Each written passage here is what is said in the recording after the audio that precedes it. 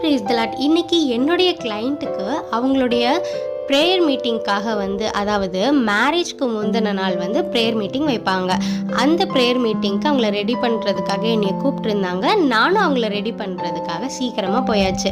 இன்றைக்கி அவங்க ஃப்ரெண்டில் எந்த மாதிரி ஹேர் டூ வேணும்னு கேட்டிருந்தாங்கன்னா, எப்போவும் அவங்க நார்மலாக பண்ணுற ஹேர் ஸ்டைலே பண்ண சொல்லிட்டாங்க. அதே மாதிரி பண்ணிவிட்டு பின்னாடியும் அதே மாதிரி நார்மலாக தான் கேட்டாங்க. நம்ம மெர்சி பிரைட் பண்ணலான்னு சொல்லிட்டு அவங்கள்ட்ட மெர்சி பிரைட் பண்ண ஆரம்பிச்சிட்டோம்.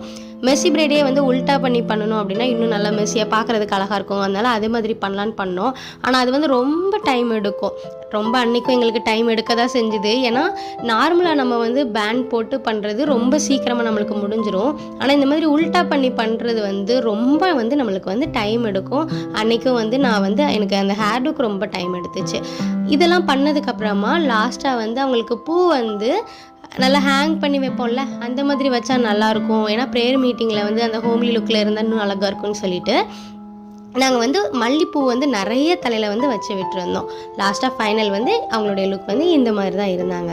அவங்களுக்கு ரொம்ப சட்டிலாக மேக்கப் பண்ணிவிட்டு அப்புறம் அவங்களுடைய லிப்ஸ்டிக்கை மட்டும் கொஞ்சம் போல்டாக பிங்க் கலரில் அவங்களுடைய ப்ளவுஸ் கலர்லேயே போட்டிருந்தோம். அது இன்னும் நல்லாயிருக்கும் அப்படின்னு சொல்லி அதுக்கு அந்த மாதிரி பண்ணியிருந்தோம். ஏன்னா மேரேஜ் லுக்குக்கு நம்ம சட்டிலாக தான் மேக்கப் பண்ணுவோம் கிறிஸ்டியன் ப்ரைடலுக்கு.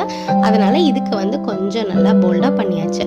இந்த ப்ளவுஸ் பார்த்தீங்க அப்படின்னா இதுவும் நம்மளுடைய ஷாப்பில் டிசைன் பண்ணதான். உங்களுடைய ஈவெண்ட்க்கு இந்த மாதிரி ப்ளவுஸ் ரெடி பண்ணணும், உங்களுடைய ஈவெண்ட்க்கு இந்த மாதிரி மேக்கப் பண்ணணும் அப்படின்னா ஸ்க்ரீனில் தெரிகிற நம்பருக்கு கான்டாக்ட் பண்ணுங்கள். நம்மளுடைய சேனலை சப்ஸ்கிரைப் பண்ணாதவங்க சப்ஸ்கிரைப் பண்ணிக்கோங்க.